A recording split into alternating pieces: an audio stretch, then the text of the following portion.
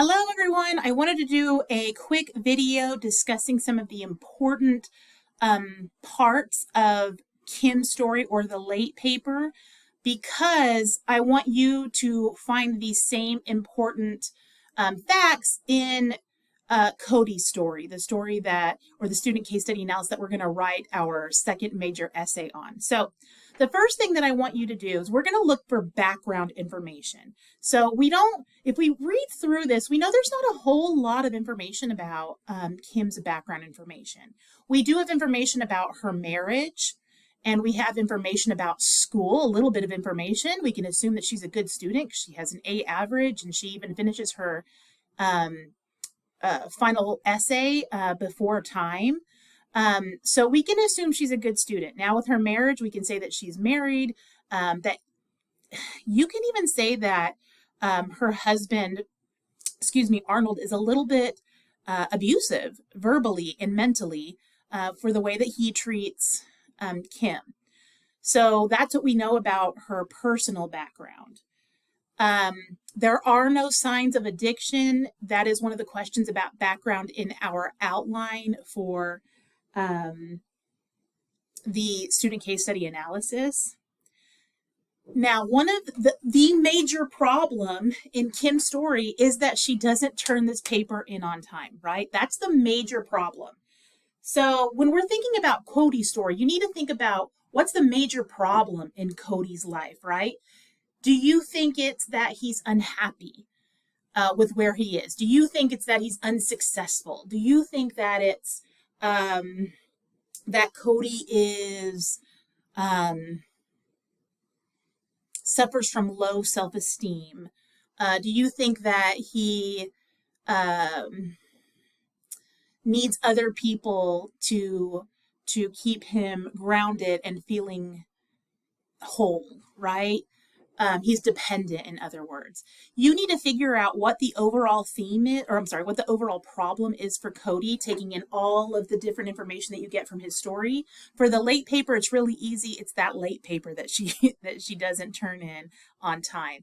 Then when we talk about issues, those are all the little things that led up to that overall problem. So in the late paper, we have her husband that is verbally and mentally abusive, who hides the car keys from her, who insults her, who makes her feel small or less than because she is working hard to get her degree. We have Cindy, who promises to take her to turn in her paper if she comes to this party with her. She'll take him to turn in the paper later on, which she doesn't do. Then we have Kim, who knows she needs to turn in that paper, but chooses to go to the party anyway, instead of getting on the bus, turning in her paper, and then maybe meeting everyone at the party later. Another issue with the late paper is Mary. She takes Mary's word for it that she can turn in her essay late and still get credit for it when the professor spoke to her on the first day of class and said, listen, you've got to turn in this paper on time or you will fail this class, right? So she doesn't think about what her professor said. She takes the advice from Mary, who, frankly, administrative assistants don't know what's going on in the classroom. They're just there to give people messages, to give professors messages, and to help out in the office. But Mary doesn't really know what's going on. And Mary misspoke, but Kim also didn't take her professor's word as priority over the administrative assistant, Mary. So we've got lots of different issues that build towards that big overall problem of Kim not turning in her paper on time, right? Now, the other thing I want you to think about, the last major body paragraph in our student case study analysis are things that we think would help Kim in the future.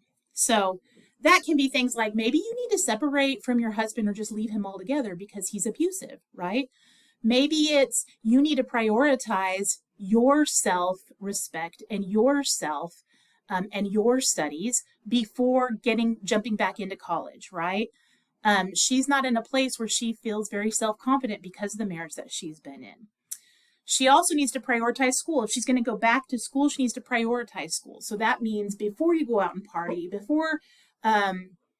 you're going to stay with your husband, make sure that you have ways to turn in your homework, to get your assignments completed, whether you take the bus or what have you, before you go and do other things like go to a party or go visit with friends or whatever the case may be. Now, another thing that I would tell Kim to better her situation is retake that class and do a grade replacement. In other words, you just retake the class, and if you get an A or a B, you replace that F that you had. SPC also allows that. You can retake a class and do a grade replacement. But those are some of the things that I would say would be beneficial for Kim moving forward. One thing I really like about this student case study analysis is this responsibility level. And what they want you to do is, number one, who is the most responsible for Kim's late paper? And I hope that you all came to the conclusion that ultimately it's Kim, right? It's Kim because it was her responsibility. She knew the rules. She knew if she didn't turn it in, she would fail. It's ultimately Kim's responsibility. Next, we can make different arguments, but I might say Arnold, because he made life really difficult for her, and he made being successful in school really difficult for her. Then you can maybe say Cindy, because she promised that she would take her to turn in her paper and she didn't.